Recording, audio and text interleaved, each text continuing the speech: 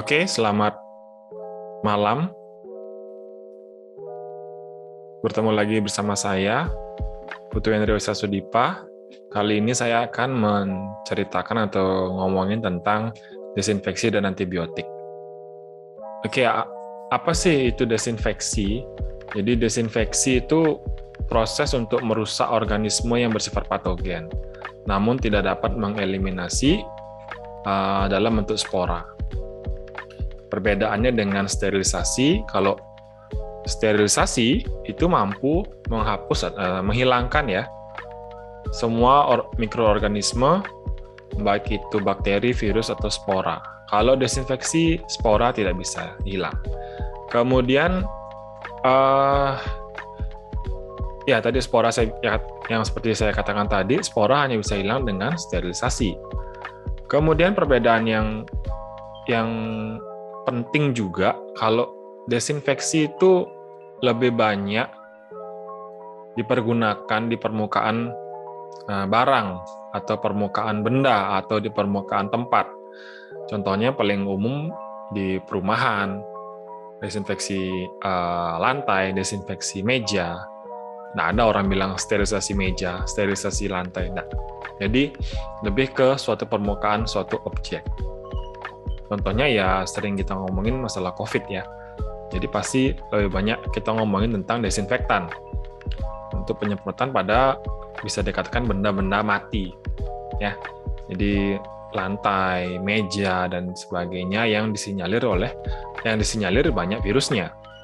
Sedangkan kalau sterilisasi itu biasanya lebih kompleks dari berbagai cara dengan alat yang lebih ribet, sehingga sterilisasi itu tidak mudah dilakukan, tapi desinfeksi bisa dikatakan lebih mudah daripada sterilisasi untuk dilakukan. Paham ya sampai sini ya? Jadi saya ulangi, desinfeksi itu hanya membunuh mikroorganisme yang patogen, tapi spora dia nggak bisa. Yang bisa membunuh spora hanya sterilisasi. Desinfeksi itu biasanya digunakan untuk permukaan, atau biasanya ya tidak semua, untuk permukaan barang, meja, dan sterilisasi dan desinfeksi itu bedanya juga, sterilisasi lebih ribet dilakukan daripada desinfeksi. Jadi poinnya di sana. Oke. Kemudian desinfeksi, obat yang digunakan namanya disinfektan.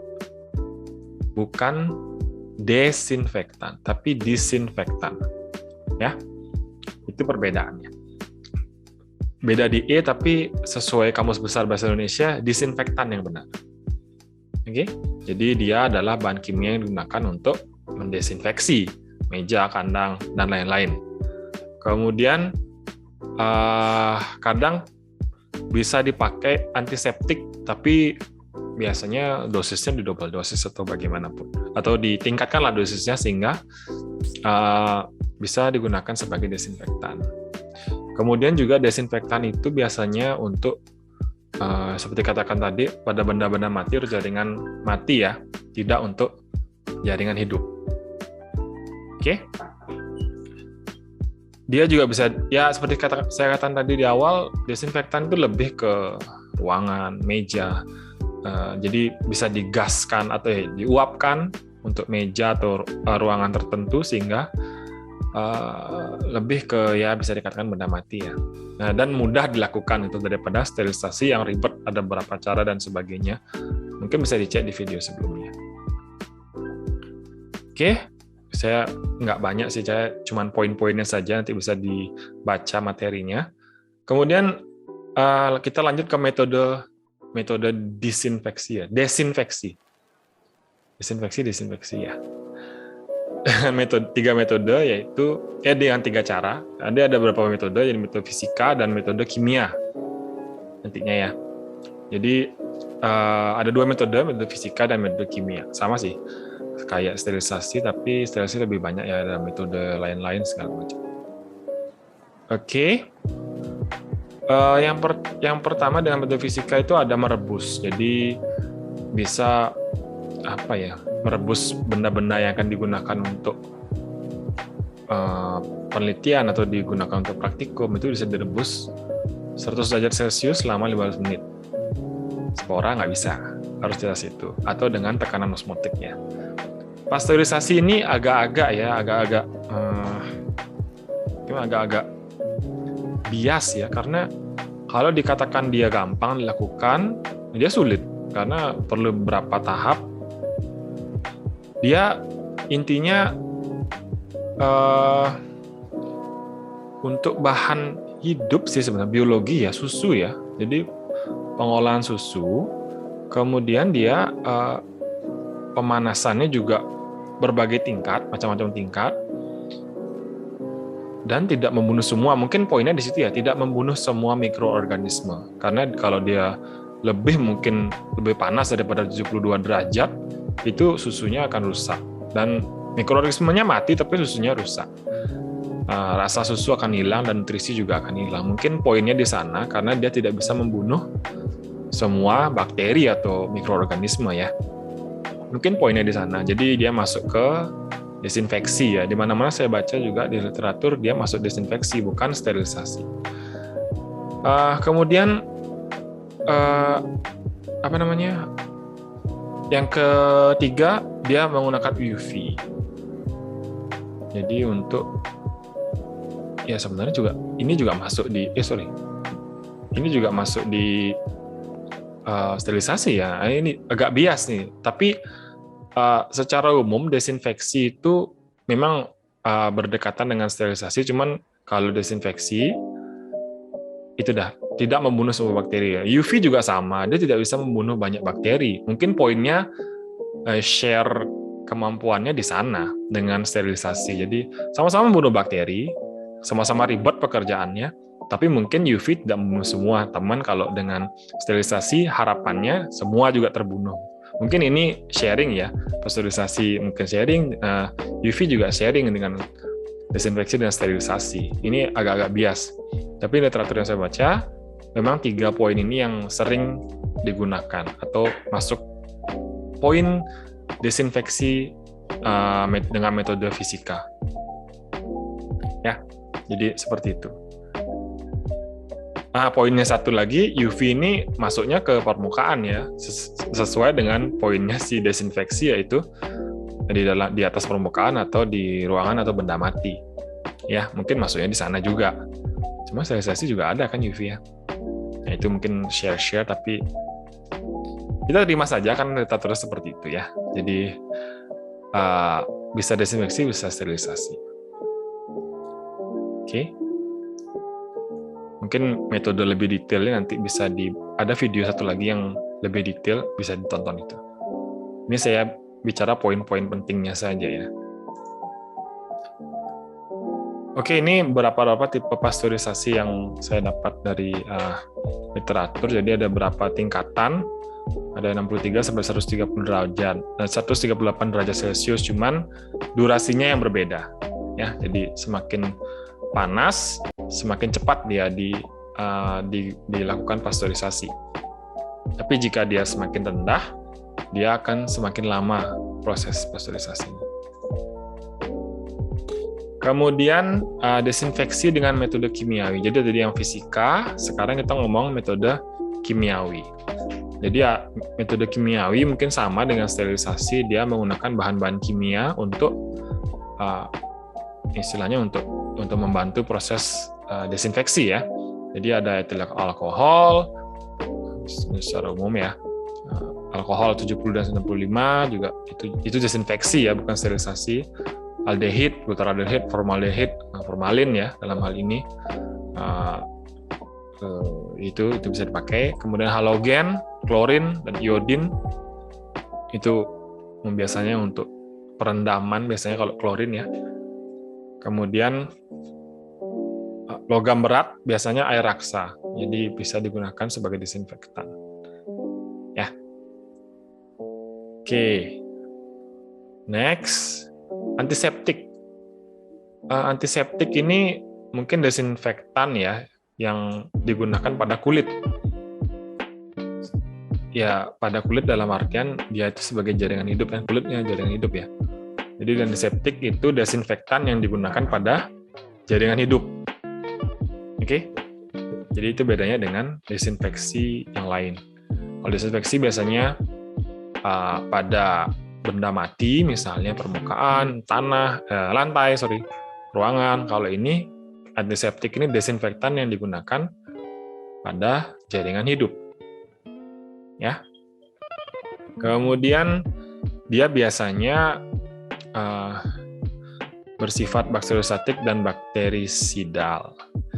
Tapi mungkin dia ditambahkan beberapa bahan lain sehingga tidak begitu keras ya untuk jaringan hidup itu, misalnya dengan pasteurizer dan sebagainya, sehingga kulit tidak akan terbakar. Bayangkan kalau alkohol 95% kita pakai terusan akan terasa panas, tapi kalau dengan pasteurizer itu bisa dicegah dan kulit tidak akan bermasalah.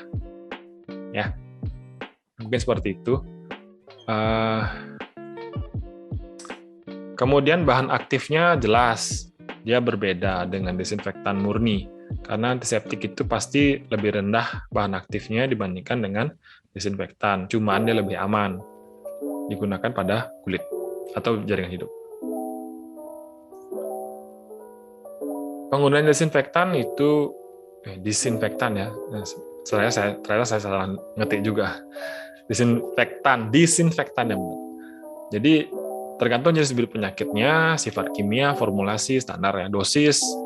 Nah, boleh kita ngawur-ngawuran pakai dosis, harus sesuai, perhitungannya harus akurat, apalagi kalian dokter hewan harus tahu caranya ngitung dosis seperti apa. Waktu kontak, seberapa lama, seberapa luas jangkauannya, material organik ada nggak?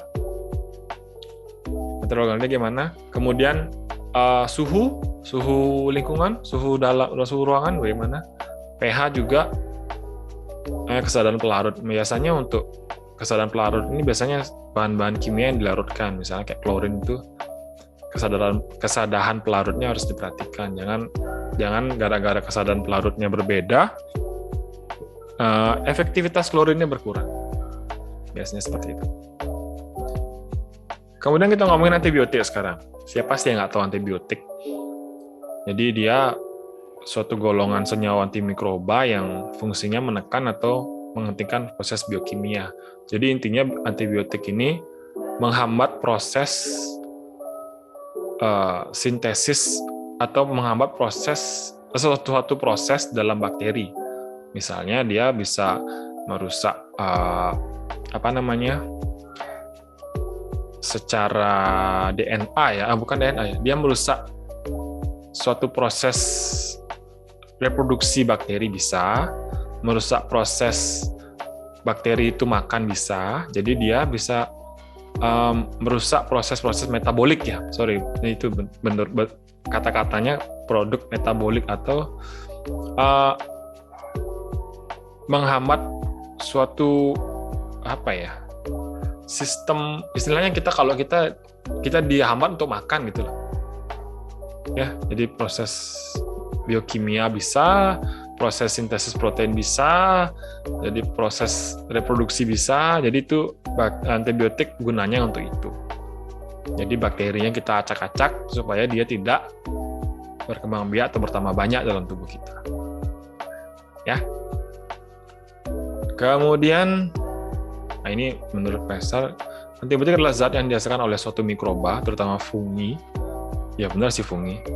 Karena penisilin itu dihasilkan oleh penicillium, itu fungi. Jadi jamur yang menghasilkan, jadi sintesa sedemikian rupa sehingga bisa digunakan sebagai antibiotik. Kata antibiotik diberikan pada produk metabolik yang dihasilkan suatu organisme tertentu. Dengan kata lain, antibiotik merupakan zat kimia yang dihasilkan oleh suatu mikroorganisme yang menghambat mikroorganisme. Dalam hal ini mungkin maksudnya si fungi itu ya, dia menghasilkan suatu zat yang bisa menghambat si mikroorganisme lain untuk tumbuh, tapi kita gunakan sebagai antibiotik. Ya, kurang lebih seperti itu. Nah, ini dua kelompok antibiotik, saya dapat dari Pratiwi 2008, spektrum untuk kisaran terjadinya, jadi ada yang sempit, ada yang luas. Jadi kalau sempit nih kita spesifik ya pada bakteri tertentu, misalnya gram negatif aja. Misalnya untuk satu spesifik spesies bakteri saja bisa ini aja pakai gitu loh. Tapi kalau dia broad spectrum, dia semua kena. Jadi ada positif, negatif, dan sebagainya. Jadi tetrasiklin, chloraphenicol, ampicillin. Yang banyak sih sekarang yang broad spectrum, apalagi di kedokteran hewan kita pakainya broad spectrum ya, karena sekali ngasih antibiotik untuk semua bakteri, gram negatif, gram positif. Itu bisa digunakan. Kemudian, nah ini berdasarkan mekanisme kerja. Kalau tadi itu tentang spektrum atau kisaran terjadinya. Kalau sekarang antibiotik berdasarkan mekanisme kerja. Jadi ada ini saya bilang tadi detailnya di sini. Maksudnya proses makan, proses sintesa dinding, transkripsi dan replikasi. Transkripsi dan replikasi ini kita bahas dari satu dulu ya. Inhibitor sintesis dinding sel bakteri. Jadi bakteri itu akan dihambat dalam proses pembentukan dinding selnya. Jadi nggak akan bisa punya dinding sel ya, otomatis dia akan mati. Itu yang pertama. Yang kedua, inhibitor transkripsi dan replikasi dalam hal ini reproduksi ya, tadi ya dihambat, jadi nggak bisa replikasi DNA ini ya. Kita ngomongin tingkat DNA, DNA-nya nggak bisa tertranskripsi secara baik, dikacaukan sama antibiotik itu sehingga bakterinya mati. Sintesis protein, ya itu juga tingkat DNA, jadi proteinnya tidak akan bisa tersintesis dengan sempurna, bakterinya akan mati. Fungsi membran sel, mungkin membran sel untuk bernafas atau sebagainya, itu dihambat fungsinya, sehingga bakteri itu mati. Kemudian sel lainnya atau inhibitor fungsi sel lainnya, itu juga bisa intinya membunuh bakteri. Antimetabolit, jadi proses metabolisme itu tidak akan terjadi di dalam tubuh bakteri. Jadi berbagai macam cara kita lakukan untuk si bakteri itu tidak berkembang biak intinya ya. Intinya dia biar dia mati dan tidak berkembang biak dan tidak ada residu di dalam tubuh kita. Jadi ini secara mekanisme kerja. Satu hal yang penting di tahun 2022 ini, kita dihadapkan dengan resistensi antimikroba, mikroba, atau AMR ya, antimicrobial resistance. AMR itu WHO lagi galak-galaknya untuk supaya kita lebih memperhatikan ini, karena kita juga pakai antibiotik. Sebagai dokter hewan kan otomatis pakai antibiotik ya. Dokter hewan apapun, mau di lapangan, mau di klinik, kita pasti pakai antibiotik. Nah, itu yang ditakutkan oleh WHO menjadi masalah di depan, atau in the future ya, di masa depan itu akan jadi masalah. Jadi, kenapa sih ini bisa terjadi? Karena kita nggak tepat pakai antibiotik. Harusnya kita ngasih 3 hari, kita kasih 5 hari. Mungkin nanti dipelajari di reseptir dan farmasi atau farmakologi ya. Jadi kita harus tepat ngasih antibiotik. Nggak boleh asal-asalan. Kemudian, nah ini pada manusia juga ya, juga 30-80% ternyata di dokter manusia juga sama kayak kita. Aur-auran kadang-kadang beberapa dokter ngasih antibiotik yang tidak sesuai dosisnya. Karena kenapa sih ini bisa terjadi? Karena bakteri itu, misalnya kita kasih harusnya 5 hari, kita kasih 3 hari, udah sembuh. Udah nggak usah dikasih lagi. Atau tidak dihabiskan antibiotiknya. Udah sembuh kok anjing saya, jadi nggak perlu dikasih antibiotik lagi. Padahal itu mungkin bakterinya hanya sisa lagi 1 atau 3 misalnya, atau lagi sedikit bakterinya. Nah itu kan selamat dia. Jadi mungkin yang pernah baca Dragon Ball, seperti ras orang saya, begitu dia mendekati mati, dia akan lebih kuat gitu. Logikanya seperti itu. Jadi bakteri itu akan menjadi lebih resisten pada akhirnya, sehingga begitu kita terinfeksi lagi, itu akan susah untuk kita obati. Celakanya adalah kita sulit sekali mengembangkan antibiotik. Antibiotik itu bisa dikembangkan sekitar 10-15 tahun baru bisa dapat antibiotik baru. Sedangkan resistensi bakteri ini sekarang pun terjadi. Itu yang berbahaya bagi kita. Takutnya kita kena, misalnya, ya mudah-mudahan sih enggak ya, kita kena E. coli, nggak tuntas pengobatannya, kita kena E. coli lagi, kita kasih antibiotik, E. coli nggak akan mati. Karena dia, jadi kuat nih, saya udah pernah nih kena obat ini, saya nggak apa-apa. Sama kita kena COVID, berkali-kali kena COVID kan jadi kebal gitu, kurang lebih seperti itu ya, secara logika gampangnya ya, tapi tidak sesimpel itu. Tapi saya kasih perumpamaan seperti itu. Jadi bakteri itu nggak akan mati dengan antibiotik yang kita pakai sebelumnya. Dan kita perlu waktu untuk mengembangkan antibiotik. Itu yang berbahaya bagi kita. Itu yang ditentukan WHO. Maka dari itu, ke depannya saya harapkan pelajari benar-benar penggunaan antibiotik pada hewan, ya pada hewan ya, kadang-kadang itu hewan, harus tepat, sesuai dosisnya. Jangan, lagi sedikit, nggak apa-apa nih, lebih dikit nggak apa-apa, jangan. Bukan kalian yang kena, nanti anak cucu kalian yang akan kena.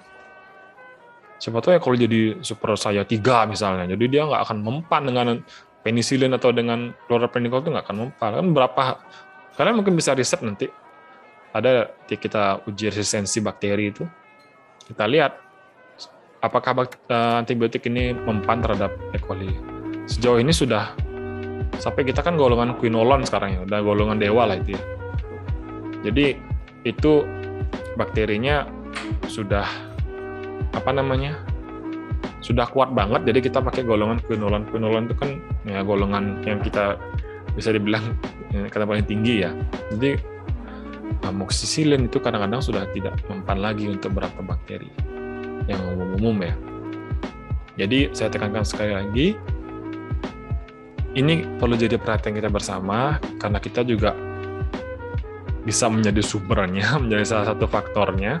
Jadi mohon menggunakan antibiotik secara tepat, ya, supaya tidak terjadi AMR atau antimicrobial resistance di masa depan. Oke, mungkin itu saja yang bisa saya ceritakan.